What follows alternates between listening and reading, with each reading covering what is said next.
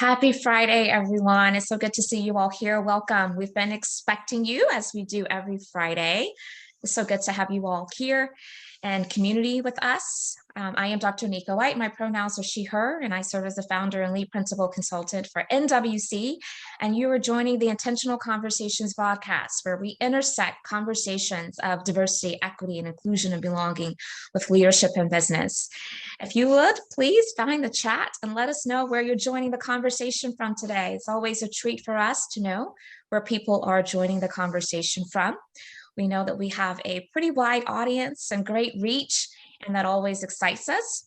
If you also feel inclined to share your LinkedIn information, that lets this community know that you're willing to connect beyond this hour of time. And we are always appreciative of that.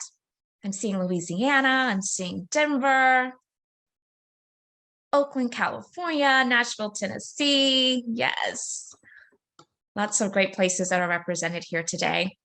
As usual, cameras are encouraged, but certainly not mandatory. We love to see smiling faces, but if you're here just in an auditory capacity, that's fine as well.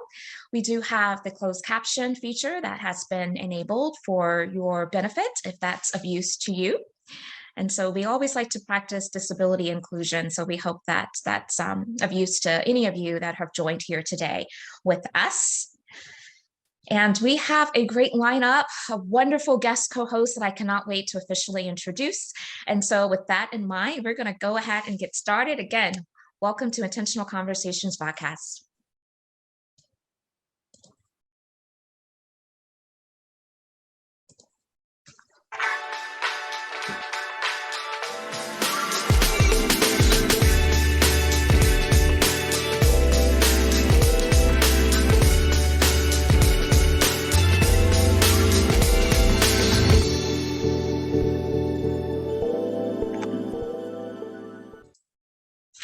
Great. So welcome to, again, Intentional Conversations VodCast, where we intersect conversations of diversity, equity, and inclusion with business. And we are so glad each of you are here today. Again, I am Dr. Nika White, and I want to share a couple things with you relevant to our VodCast community and NWC. I am being supported today by many of my colleagues who do an amazing job making NWC really stand out. And so I'm always super grateful for their support. Want to let you know that we do continue to offer Intentional Conversations VodCast in a podcast capacity as well. So if you know of others who would benefit from the content that's being shared through this community, but perhaps they like getting their content in a podcast capacity, then let them know that they now are included. We will continue to offer the VodCast for those of you who like connecting live, but we also find it beneficial to have the podcast available as well. So I wanted to make sure I put that into your hearing. We're still in the month of June, and June is Pride Month. And so we want to make sure that we continue to amplify that, but don't let the fact that June will be ending in a couple of weeks to prevent you from finding ways to support the LGBTQ+ community in really meaningful ways. And so make sure we're keeping that top of mind and we're amplifying that message. Also, it's critically important to note that Juneteenth is right around the corner. Many of us will be celebrating and acknowledging and recognizing Juneteenth. I know that NWC is observing Monday as a holiday. And so if you are just now becoming maybe accustomed to what Juneteenth is all about, it is the oldest annual celebration of emancipation from slavery in the United States, commemorating June 19th, 1865. Yes, I said 1865, the day some of the last enslaved people in the country learned of their freedom. However, of course, as we know, the fight for equality and equity for Black Americans continued for the next 150 years and still has not been fully realized today. And so we do take opportunity during this time and any opportunities throughout the year to make sure we're amplifying that message, right? Equity and equality for all. One of the things we like to do here at NWC is give you a heads up for who you can expect coming up on future podcasts as our guest co-host. And we have Leah Smiley that's going to be joining us on Friday, June 24th. And in that Intentional Conversations, we're going to be discussing leadership and how the work of diversity, equity, and inclusion is changing. Leah Smiley represents the Society for Diversity and also the Institute for Diversity Certification, which is where I got my certification from. And so she's also going to be able to bring a perspective on that topic as well. So please join us on Friday, June 24th. And then we have Yolanda Brown, the first vodcast in the month of July of this year. And we're going to be talking about intersectionality of mentoring and diversity, equity, and inclusion. So I hope that you will mark your calendars and plan to be present for that conversation as well.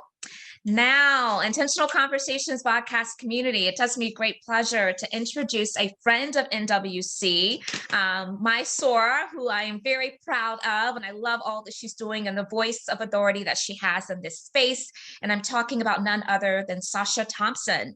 Sacha is the founder of the Equity Equation, LLC, a high-touch boutique consulting and coaching firm based in Washington, D.C. area. She has 20 plus years of experience within the education, nonprofit, and tech industries. Sacha's work is about removing barriers or providing support in order to get to a place of equality. She helps executives and leaders have that important dialogue and coach them to the necessary long-term changes that develop institutional cultures of DEI. Sacha is a certified professional diversity coach, 4 stages of psychological safety certified coach, and certified diversity and belonging facilitator. She received her bachelor's degree in sociology, concentrating on cultural diversity and ethnicity, and a master's in educational policy, planning, and leadership from the College of William and Mary. Also, she has acquired her master's of business administration from Johns Hopkins University, where she focused on management and marketing. We discovered that we both have that marketing communications background. I'm sure that's going to surface in our conversation today.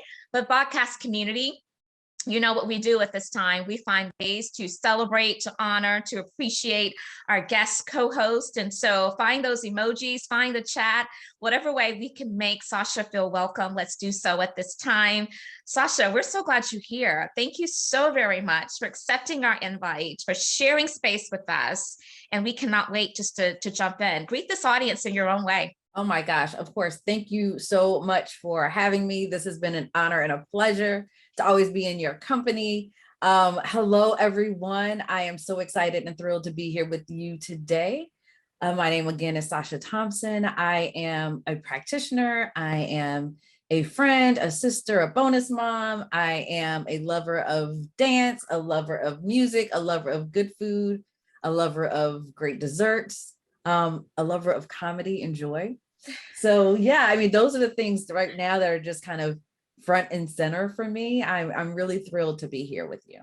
That is great. Thank you so much. And you went straight into actually what I was going to ask you to do. You know, this audience is so familiar with the fact that while we read the credentials, the accolades, right, from their bio, we also like to make sure we are learning some interesting tidbits that maybe we cannot find in someone's bio. So thank you for sharing a little bit more about yourself. And I'm going to start with a real quick fun question. So who were you rooting for in the NBA playoffs? And did your team win? Of course. Yeah, Golden State. Yeah. Yes, of course. Awesome. Fantastic. I was going for Golden State too, so I'm super happy for them. So, okay, I had to get that out of the way. It's just a little fun tidbit. All righty. So first and foremost, Sacha, as I mentioned before, you and I both share this marketing communications background. Yes. So I'm going to jump right in, right? Because I think this is top of mind for so many people, especially as I think back to the opening where we recognize Pride Month and we recognize, of course, Juneteenth. There's a lot of performative marketing that's happening right now that's leaving a bad taste in people's mouths and is creating harm. And I just want to acknowledge that first and foremost. And I also want to give you a chance to talk about your thoughts and your sentiments, because I know that as someone with a marketing background, this too is of importance to you and is in some ways part of what I understand why you navigated from the career that you had before into this work. So let's hear from you, Sacha. Yeah. Oh my gosh. This is one we could talk a whole hour on. So when I was my last corporate job, I actually led inclusion marketing for a large tech company. And this was pre-George Floyd. So part of my challenge was even getting people to understand the importance of thinking about marketing from a diversity, equity, and inclusion lens, and not just put faces on things and to make it look as if we were doing something. And so what was really important to me and my team was, let's be very intentional about what we're doing how we are presenting ourselves in this space? Are we hitting every aspect of diversity that we can? So part of our job, or part of what we were responsible for, was increasing the number of underrepresented technologists in the industry, right? So having that as our mindset, we're like, okay, well, who can be a technologist? Anybody. And so it was important for us to reflect that, not just on brochures or on flyers, but who was speaking on stage, and not just having them talk about diversity and inclusion, but talk about technology, like they're technologists, right? So let's talk about machine learning. Let's talk about artificial intelligence, and let's talk about it at the intersection of how does your identity impact how you show up at work in this space, right? So I was very intentional in making sure that we weren't just putting Black and brown faces on things, but we wanted to make sure that we gave them the platform to speak truth to power, right? Like, if you are an engineer, what made you go into engineering, right? What are the things that you're working on? And so post George Floyd, excuse me, what I noticed was, and it wasn't just us, it was every company, right? This rush to, okay, what can we do? Low-hanging fruit, check a box to say, we're on it, right? We have it. And I'm just like, no. Yeah. And so I got a lot of pushback because I was saying no to things that they thought were great ideas.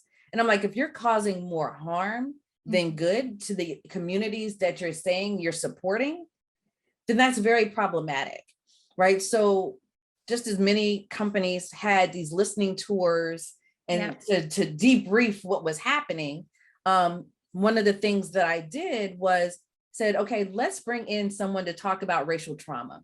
Like, let's start there. And then let's start having conversations in smaller groups, because maybe not, people don't want to always share with everyone. Right.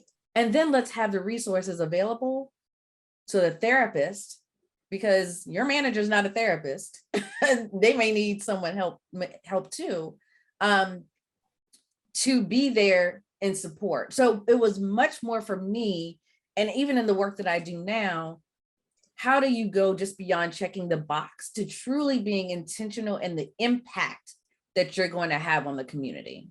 And so that's how I operate now. When I see things, the superficial checkbox things, like my skin crawls. So when I saw, the Juneteenth ice cream or the paper goods, where it's like the freedom for us, I'm like, oh my, like, oh, okay. Don't forget the equitable Vaseline, right? Yeah. Yes, all the things. And so I think it's just very problematic when, one, it's just to check a box. Two, you may be causing more harm, not only to the communities, but to your brand. Like, is that who you really want to be known as? And three, how can you rethink what you're trying to do so that you can be more impactful, right? Walmart could have actually partnered with the Black-owned ice cream company that they were selling to highlight them during that time, right? Absolutely. So Target did a great job of that in Black History Month, and they continue to support those companies. So for me in marketing, it really was more than what do we look like on the outside? It's like, how are we impacting those communities, and how can we take what we are known for and use that as a caveat to get into those communities and share, and then create wealth and all of that. So yeah, no, that was my soapbox. No, we appreciate that soapbox. Very well stated. So I placed into the chat, we really like to share resources here, and I placed into a chat just an article that I released today, and it's entitled, "Is Performative Marketing Helpful or Harmful? Why It's Both." And Sacha, you and I were talking about this a little bit at the start, And the reason for the question of why it's both is there are a number of people that are of the persuasion that if I am part of an underrepresented population, a marginalized population, and I see myself in some of the marketing, some of the ads, I feel seen, right? Mhm. And so really the question becomes, I would love for you to talk about, is where, if any, from your vantage point, are there instances where it could produce some level of benefit? And what are the circumstances under which those benefits really can have sustainable, meaningful output and not just in that moment? Yeah, I mean, I think if it's done with the right intentions, it can absolutely be amazing. But it goes beyond just that moment, right? Yes. What else are you doing, and how are you continuing that conversation or that your goal by doing other things, right? So last night I had a webinar I did where it was, is DEI a movement or a moment? And it's like, how do you take those moments and string them together to become a movement? Yes. Right? How do you do that so that it's long-term, it's sustainable? And how do you do it in a way that is not, what's the word? Tokenizing Yeah. people, because there's a fine line Yeah. with Yeah. that. So a great example, in that last job, one of the things that I did was I was in charge of all of our diversity conversations and topics at our conferences. And I had a deaf technologist as a panelist. And I got so much pushback because they were just like, well, how's anybody going to know what he's saying? We don't. And I'm like, there's a whole thing about ASL. Yeah. Yeah. There's a whole, like, Yeah. and it was There's the some first workarounds for this. Yeah. right, like we can do this. But it was the first time that we had someone that was a technologist that was deaf talking about the technology and not talking about being deaf and in tech. Right. So again, it's the slight nuances of, are we doing this to be performative or to exploit people? Or are we trying to send a different message around how we are really trying to impact the communities that we're touching? Yeah. Right. And so it requires a deeper level of understanding of this work and understanding the communities that you're trying to reach. Because if you're not even in communication with them and you're putting something out, you really can be causing a whole lot more harm than good. Yeah. Yeah. So one more question on this before we move on, because this is such a big topic. So the criticism is around a lot of brands really engaging in acts that feel very performative, which is harmful to many different communities. But then there's also criticism, and maybe they're kind of one and the same in some regards, they're definitely connected, but there's also criticism around valuing capital, profit over people, basically. So the whole capitalism type of drive. But what do you say to those individuals, Sacha, that are like, we are a for-profit business. We are not in the space of social responsibility. And so why are you judging us for this? Because I've heard that argument as well from many brands. They're like, what do you expect? So anyway, what do you say to those organizational leaders who are of that persuasion? Again, it goes back to intentionality. Yeah. Right. So I'm going to use Bath and Body Works as an example. For Black History Month, they took some of their candles, put kente cloth on them. Black History Month. There was an opportunity to partner with Black candle makers to provide them with the platform to give them access. Yeah. What does that do for Bath and Body Works? People will now just not coming in to buy that candle. They're like, oh, okay, I'm going to buy some of these other things too. So it increases their profits regardless. Right. So they're sharing their platform. And I think that there's opportunities. Again, it goes back to, how do we step back to say, who are we really trying to impact here? And how can we best impact them? Right. And so that it's a win-win. Right. Because oftentimes it's about opportunity, it's about access. And by creating those opportunities, it puts that company in a much better light than when we see the craziness, and then it's bad PR, and PR is now having to come in and issue apologies. Right. Exactly. Yeah. Yeah. Something that I have encouraged to marketing communications professionals, especially those that are like on the PR side, is you need to start building into your crisis management plan, messaging that helps to course correct for when your brand, your company misses the mark around this whole broad diversity, equity, and inclusion conversation, because it is happening left and right. So yeah. Okay, so we have definitely delved into that topic, but I thought it was important. So thank you for that moment in time. Yeah. So what are you seeing in the industry? How is DEI evolving from your vantage point? Ooh. I think we are, and we've been to some extent, but I think it's been exacerbated in the last 2 years, coming to a crossroads of, are we still checking boxes, or are we really trying to do this work? Yeah. And I think with the increase in the number of quote unquote DEI professionals coming into the space in the last few years, you're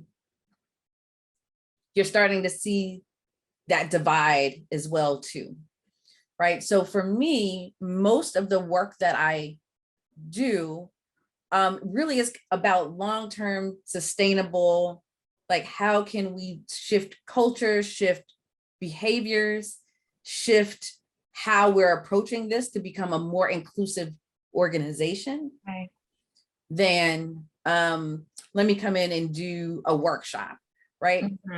I've stopped doing workshops, one-off workshops, because the data like it doesn't do anything, it doesn't change anything, right? And so that's where I'm starting to see things go. It's how do we do long-term sustainable? The other thing that I'm noticing is everything has become very politicized. Yeah. And so there are certain words that will shut organizations down immediately. And I think DEI is DEI, whatever iteration that people use, is becoming one of those. They see DEI like, nope. Yeah. I don't want anything to do with it, right? That's a leftist ideal, and they go down that very politically charged path. When I start talking about how do we make sure everyone within the organization feels that they are valued, seen, and included, that tends to, okay, yeah, that's important to us. Yeah. Right? Yeah. I would say 90% of my clients right now come to me because they are interested in psychological safety. That's the buzzword. Yeah. But I'm like, okay, if we're going to talk about psychological safety, let's measure it for what it looks like for your team. And then I can create a plan, a 6 to 12 month plan on how we're going to shift the culture of your organization so that it's not just around psychological safety, but inclusion. And I pull in all of the same things, right, without having to say or talk about DEI. Yeah. Yeah. Yeah. I appreciate the acknowledgement of how words sometimes can be a barrier for people to really engage meaningfully into certain conversations. Do you think that also, though, it could be a crutch? Because I believe that there are a number of people that even at their core, regardless of what you call it, because we've added so many different acronyms, the JEDI, that we've added all the alphabets, right? And I was part of the group that also was kind of adding to the alphabets. And I finally thought, you know what? It is what it is. We need to call it what it is and stop giving people a pass from saying, I'm uncomfortable with that language, and help them to just accept it. So where is the balance there, Sacha? And I really don't know. This is something that I grapple with quite often too, because there was a time that I would say, okay, we're not going to use the words DEI. We're going to talk about it as how do we, effectively leverage human difference, but I mean, at the end of the day, it is what it is. And it is what it is. Yeah. What's the balance there for you? I mean, I think I'm in the same boat, and it's not that I don't say DEI. Oh, sure. Yeah. I try not to add the other letters. We're going to get to like how it's, the plus. I'm just going to say the DEI plus. Yeah. because I don't even think people have the fundamental understanding of what diversity, equity, and inclusion are. Yeah. Right. And so I'm like, let's define each of these, because many people, they're all the same. It's one thing. Exactly. And I'm like, they're very different things. Yeah. Yes. And so, and I'm like, and how is your organization defining it? Because I guarantee when you say diversity to one person, no one is going to come up with the same definition, right? Everyone is looking at it differently. So if you have set in place, this is what diversity means here. This is what equity means here.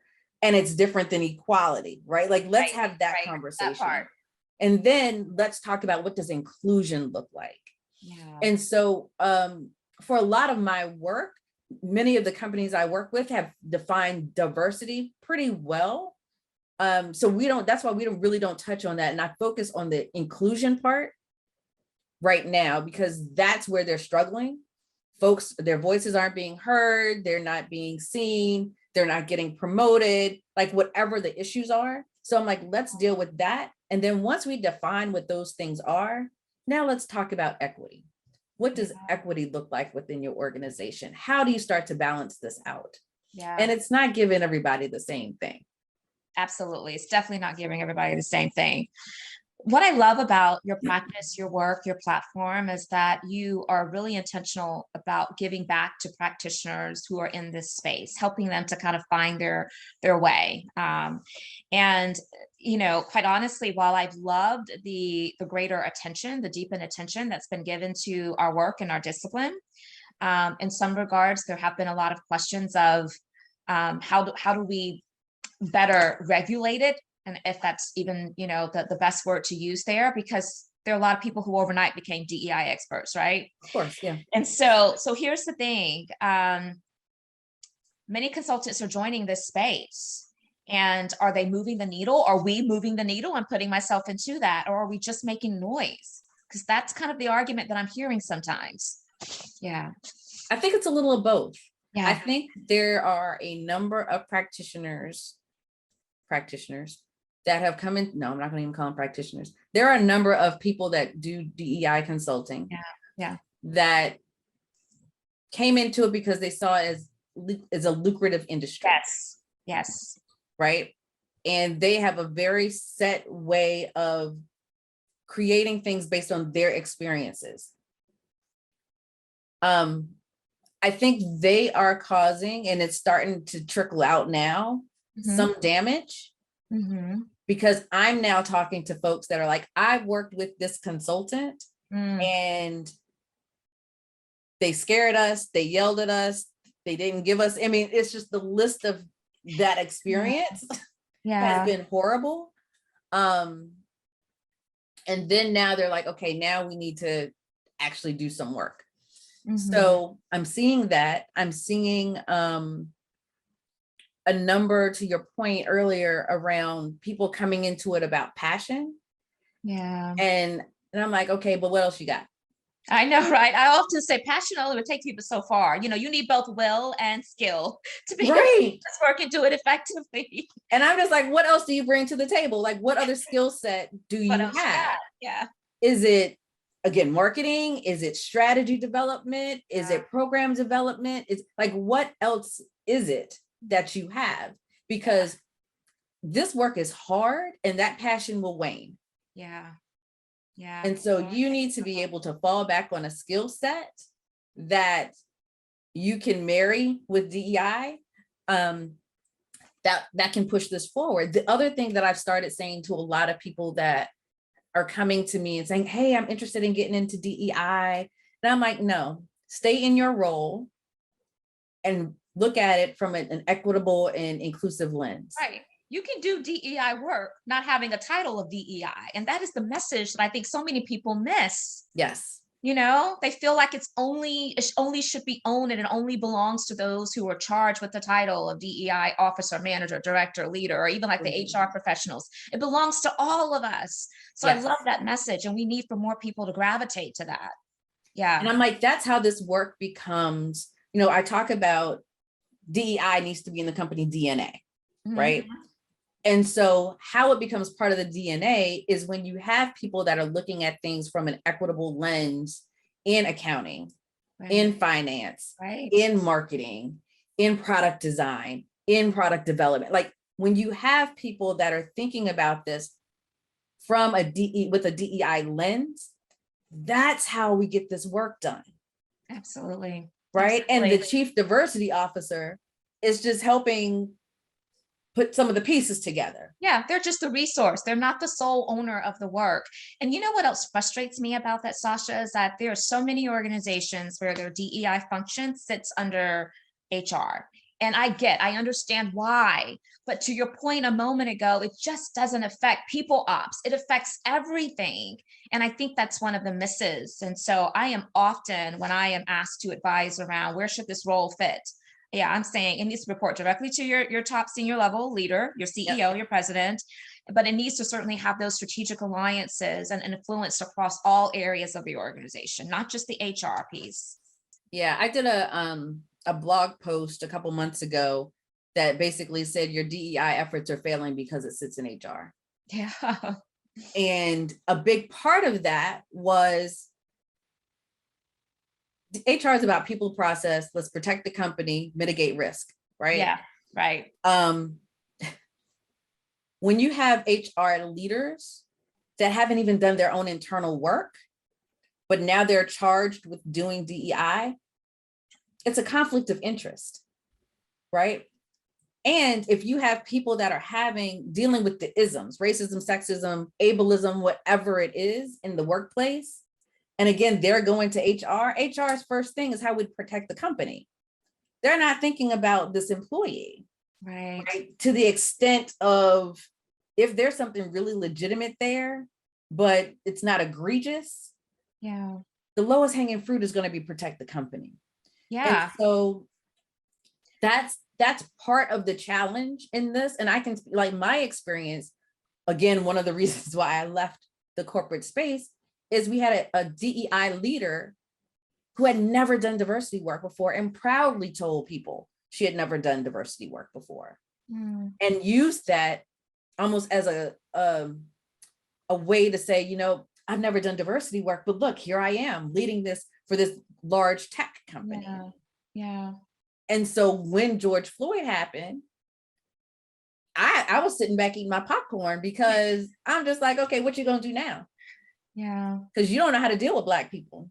So how are you going to help and protect and support when you haven't even done the internal work yourself and you are showing up in a way that is harmful? Yeah. So I think that I'm a huge believer in what you said.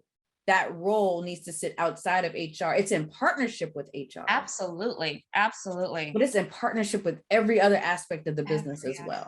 Yeah, absolutely. Yeah, you and I are definitely aligned on that. And, you know, and let's face it, it's only in recent years that a lot of these, you know, structured HR programs have started to build in a lens of DEI. That was never really a true focus of HR. And so we just can't assume that because someone has background and experience and training in HR, that automatically the work of DEI is going to find its way very effectively in the center of all of that. So I'm definitely aligned with you on that. And I'm going to add too, when you look at SHRM, who is leading the charge in this, when you look at the demographics of who's in HR, that should tell you anything you need to know anyway, right? It's very problematic. And so, there's a lot of work that needs to be done. I agree. I'm paying attention to the chat and there's some really good stuff that's coming up. So Toki says HR equals human remains. Oh, that gutted me, but that was, yes. And then Tina McDaniel shares the importance of DEI work has been minimized by placing folks in DEI roles where there is a lack of will and skill. And what people don't realize is when you do that, it compromises the entire turf, right? We need to be protecting the full turf, not compromising it. I'm all for giving people an opportunity, but that is not the best way to be able to sustain this work, right? Because then there's a stain that's cast on it as, you know, maybe, see, it's not strategic, it's not important, it's not necessary, you don't have to be effective, it doesn't take all of that. And yes, absolutely it does. Which brings me to my next question though, Sacha, because I know that you do a lot of coaching around individuals that are practitioners in this space. And you're releasing, in fact, a new practicum coaching program in September. I want you to give the audience an opportunity to understand what that is for, what was the impetus for it, probably relates a lot to what we're talking about, but Exactly. yeah, let us know. Yeah, so the what I'm calling is the DEI Practitioner Practicum. It's for folks that are in the first 5 years of their DEI experience. Yep. And I say specifically DEI experience because many people have been working for several years, but they're now doing DEI and they're just like, okay, I don't know what I'm doing. And so it really came from a couple of things. One-on-one coaching with practitioners and the types of questions that I was getting over and over and over again. And I've done a couple of group coaching programs with practitioners. And again, some of the same things. And so this is a 6-month program, and I call it a practicum because you're going to learn, but I also want you to bring in the challenges that you're having in day to day, and we're going to work through it together, right? So there's one-on-one coaching, there's group coaching. I'm doing deep dives on key topics because that's another thing that comes up quite a bit. So I had someone a couple of weeks ago say, I hear a lot about diversity. I hear a lot about inclusion. No one is really talking about equity in this space. And what does that look like? So I'm like, you know what? Let's have a deep dive, right? So we're going to be doing a deep dive on that topic, just part of my community, my larger community. But those are the types of things in this practicum that folks will be able to get out of it. And so ultimately, it's how do I do my job better? How do I learn from other practitioners? Because again, one of the things that I hear often is I reach out to practitioners on LinkedIn and I get crickets, right? Mm-hmm. No one really wants to talk to me, or I have a hard time making some of those connections. Right. And so that's in this practicum. I'm like, I'm bringing in the practitioners. Like, you don't have to hear from me, because I mean, I could talk all day, but hear from other folks in this space, hear from people that are specialists in these key areas. And so that's what that practicum is really about. It's building community, it's increasing knowledge. It is also honing in on your why. Mm-hmm. Mm-hmm. Let's go beyond passion. Yes. And let's talk about your values. Let's talk about your skill sets. Let's connect the dots. Yep. So that you don't have to be a jack of all trades in this space. Mm-hmm. Like, know your lane, because I know my lane. So yes, that is really good, because sometimes I find that people believe that they have to do all things under this broad umbrella. There's so much work to be done that we need sometimes for people to have different specialties and a very specific niche in which they can be tapped for that deepened knowledge and expertise around solving for issues that are relevant to those topics. And so I appreciate that. I value the work that you're doing, Sacha, to help practitioners in this space to get more grounded, to get better support. And so let me know if there's anything that I can do as you're continuing to engage this population of practitioners that we want to be successful. Because I do agree that sometimes, we have to lift as we climb. We don't always get to where we are on our own. Someone has helped us in our journey too. So we have to make sure as veterans, as those who are with deep experience, can help mentor those newbies. And the other piece I forgot to mention that's a part of that too, which is such a critical part of just my practice and all the things that I do, is self-care. Yes. Like, I look at DEI practitioners as the frontline workers in corporate spaces when the foolishness happens outside the company. And so how do we take care of ourselves, and what does that look like? Yeah. And how, even if it's 5 minutes a day, and what you can do to make sure that you're centering and grounding yourself. And so that's a huge part of what I share with them too. No, that's good. Yeah. Self-care and wellness is really important for those who are working in this space. We have to be on, more times than not. We don't get as much grace when we say, I need to take a step back, because, people know you were called to this work. You are positioned to do this work. So even in the hard times, we're going to lean on you because this is what you signed up for. And so, yes, reminding those practitioners to take a step back and to recharge and refuel is so critical. Yeah. So I'm seeing lots of good stuff into the chat. So we're going to now shift a little bit. I will let you all know that if you have some thoughts and curiosities you're holding, or even just some contributions you want to make to this conversation, we wish to invite you to unmute yourself and share. You can raise your hand and be called upon. I'm going to, first of all, Sacha, there's a lot of folks who are saying, sign me up for your practicum. And so you'll definitely have to give us instructions for how people can connect with you, because I know it's not releasing until September, but I would imagine that prior to that, then you will be taking signups or allowing people to register. And so if you could share that with us, it would be great. I actually just put my LinkedIn in the chat. So if Awesome. people want to connect with me on LinkedIn and just send me a note, I can get that information out to you. Thank you so much, Sacha. Okay, so Sean Cole, and Sean, I don't know if you want to unmute yourself and share, but you did have a really astute comment in the chat that I want to amplify. Can DEI be strategically successful in the long term without being under the umbrella of HR? So talent acquisition and succession planning. So this is digging a little bit deeper into our conversation earlier about where should this function in this role sit, and what are the implications if it doesn't sit directly in HR? I've said something before that's been pretty controversial, but I agree with Nika in it needs to report into the CEO, or, well, I said and versus an or, report into the CEO, COO. So one of those senior level folks, and I believe HR should report into that person. So it's a shift. Because again, I said that, I might have done a post or something on it and people lost their minds when I said it, but when you step back and think about if DEI is a part of the DNA of the organization, it needs to touch everything. Yes. And so people are a part of that. And that's the one way you infuse or you ensure that HR is looking at things with an equitable lens, right? Their policies and practices are in an equitable lens. And so that's where I think it could be most successful. If it steps out of, if it's part of CEO, COO, part of the organization. No, I totally agree. So I stand behind, my sentiments around this as well, Sean. And again, I think it's important to amplify there. We're not saying in absence of, we're saying definitely in partnership with, close partnership. But I think the main point to amplify is that this work of DEI does not only impact people ops, it impacts so many other areas. And so I appreciate that being raised to the conversation. Okay, so if you have a question and you would like to present it live, then please feel free to raise your hand or unmute yourself and share. I'm seeing some comments into the chat, but I don't want to assume that people do not want to present their questions on their own.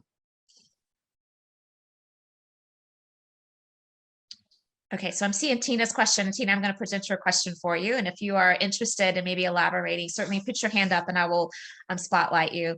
By virtue of organizational structures, DEI typically falls under the HR umbrella. What are your thoughts around how those of us who are in HR can be effective, particularly when we are unable to impact the org structure? What would you say to that, Sacha? Oh, that's tough. This is where strategy comes in, right? I tell my coaching clients this too, because many of them do fall in HR. And I'm like, who are your accomplices in other parts of the business? And how do you tap into them? And how do you get them to partner with you or do lead things with you, helpfully guiding them from behind, right? That's how you start to impact some of the structure, because now folks will start to see, oh, okay, this is happening in this part of the organization. This is happening over here. Maybe we need to rethink how we're doing this, right? So it's not a direct, we need to reorg. It's based on how things are happening within the organization. People start to step back and realize, okay, maybe we need to rethink this. There are a few companies that do have that structure. And so maybe it's looking at them and seeing how they're set up and really learning from them. I was thinking of one in particular where they started their DEI person in HR, moved them to the CEO. And then the CEO was just like, this is way too much. I can't take it, and move them back to HR. Right. So it was less about the organization than it was who was in the role and how willing they were to push the agenda forward based on their comfort level. Right. So again, you're dealing with people. That's a big challenge. I don't know, Nika, what would you? I tend to agree with you, Sacha. I do believe that there have been some ways in which organizations have creatively assigned that role and that function to where maybe it was kind of a blended approach. But what I know about those situations is that they were leaders and professionals who also had a depth of training around not just the HR function, but very explicitly the DEI function and role as well. And that's not to say that individuals who are in HR that have not gone through more of the traditional programs where it did not incorporate that deep lens of DEI learning, that they can't go back and get that training. I think when we're talking about somebody that's at that CDO level, it is important to make sure that the strategies and the strategic framework around really how to infiltrate this throughout the DNA of the organization is solid. It's almost like, would you hire someone that's over your finance that has not had the proper training to really be able to do that for an organization? So or can't balance their own checkbook. Exactly. So I think sometimes what we miss is really just thinking about it in a practical way of how would we address this decision if it weren't in the DEI space, but if it was for another department head, right? So anyway, I'm seeing a couple hands go up, and I want to make sure that we can get those comments in. So yeah. No, absolutely. Absolutely, Tina. Thank you. Let's go to Jared. Hi, Jared. How are you? Thanks for joining today. Yeah, hi Good Nika, to hi see you. Sasha. I'm so unavailable most of the time, so I was glad I could make this today and hear the two of you. It's been Likewise. fascinating. Sasha, I loved what you said that HR needs to report into DEI.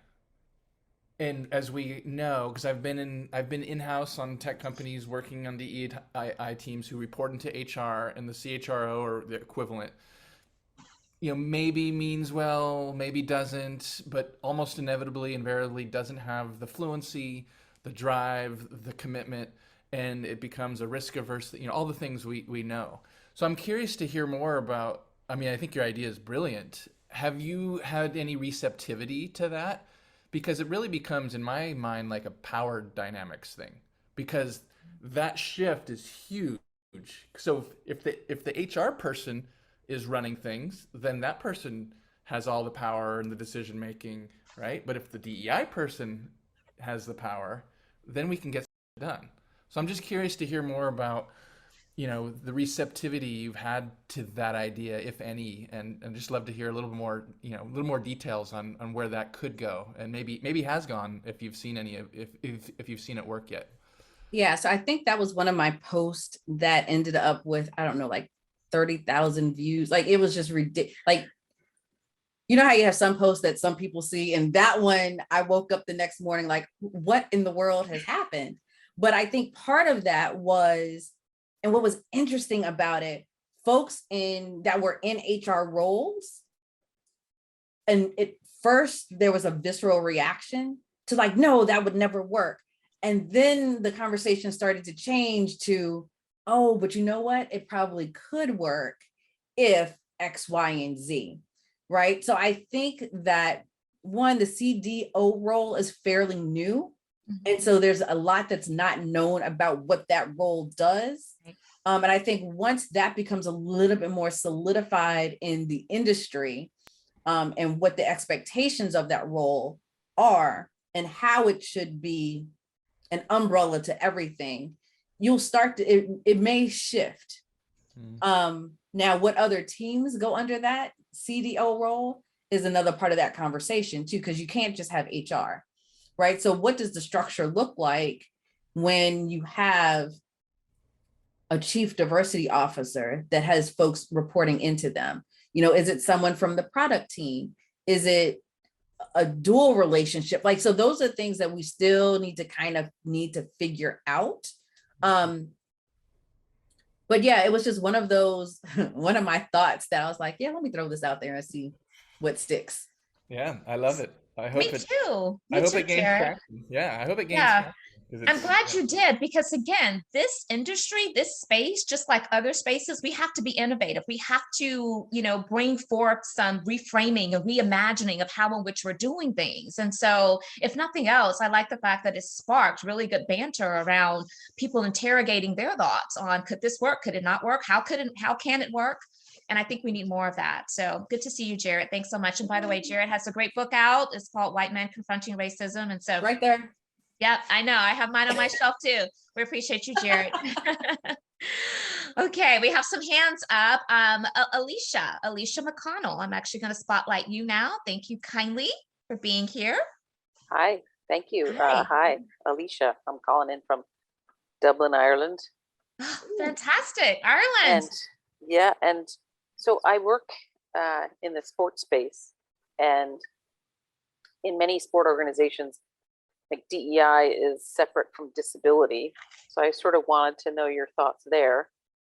One of the things I was actually discussing today was, yes, with diversity, equity, inclusion, and explaining those differences and some similarities.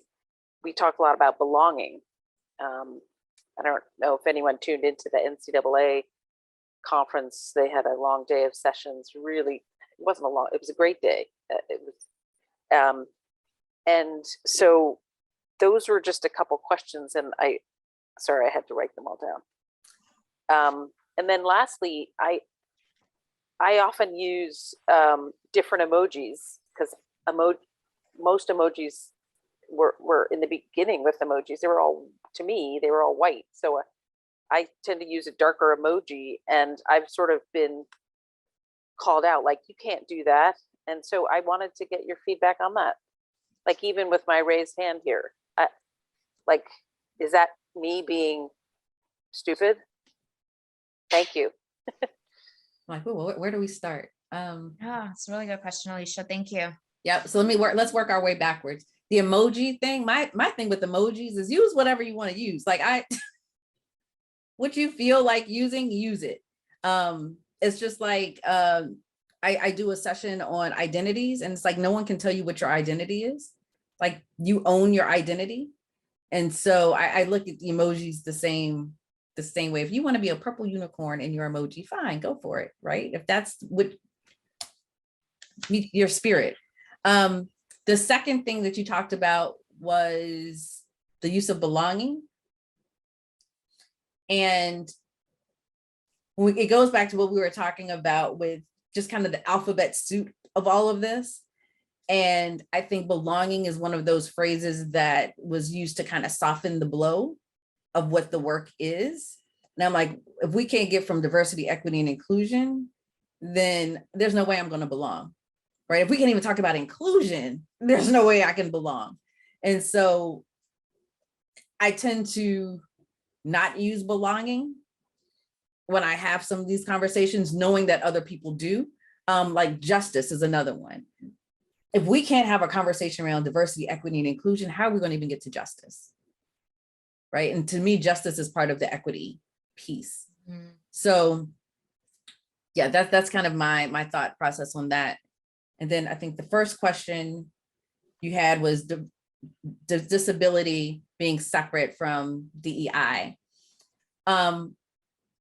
What I have found is that when organizations focus on disability, it really is about accessibility and not necessarily about the DEI aspect of disability, right? How can we make sure that you have accommodations? How can we make sure that things are accessible for you? But it's somewhat separate and apart from the diversity, equity, and inclusion conversation.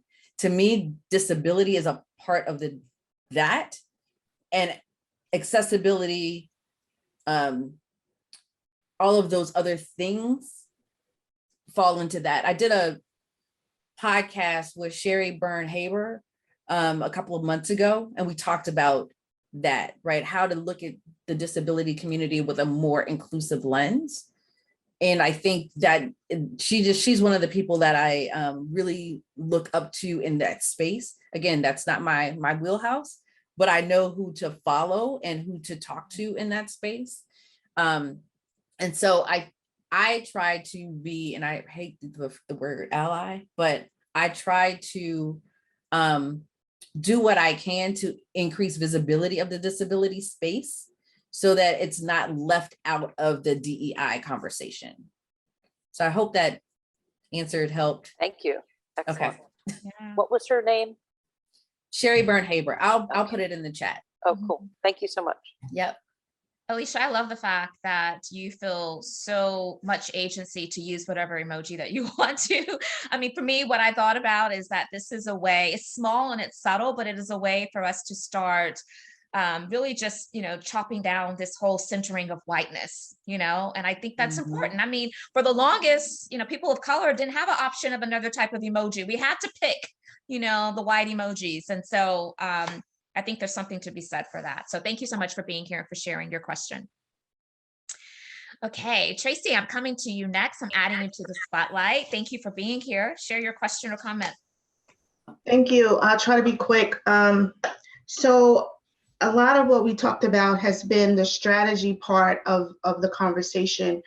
And I was wondering if we could get into some of the tools. And if you don't want to give away your trade secrets, I understand, but kind of point us in the direction of where we might be able to get some tools for measuring inclusion and equity. And the reason I'm saying this is because I've kind of, as a practitioner, grown a little frustrated when agencies say they're supportive of DEI, but they really mean that representational diversity only. And it's so hard to get them out of that mindset of that's what this looks like. It's just a bean counting, X number of Blacks, X seats. Yep. Yes. So I want to see some tools around inclusion and equity so that we can start expanding their mindsets to include those other factors or dimensions. Thank you. Ooh, there's a ton of them out there, which I think is part of the challenge. What I will say is I use, and again, I mentioned this earlier, a lot of my clients come to me around psychological safety because the first stage of psychological safety is inclusion, right? So I do an assessment around psychological safety, and I find that that's a great opportunity to have conversations about how people are experiencing that space. But before I even do the assessment, I ask that client, I need to talk to at least 5 to 10 people that you consider marginalized. Like that would be from marginalized communities, because I want to hear their experiences. And I want to make sure that those experiences aren't lost in that assessment.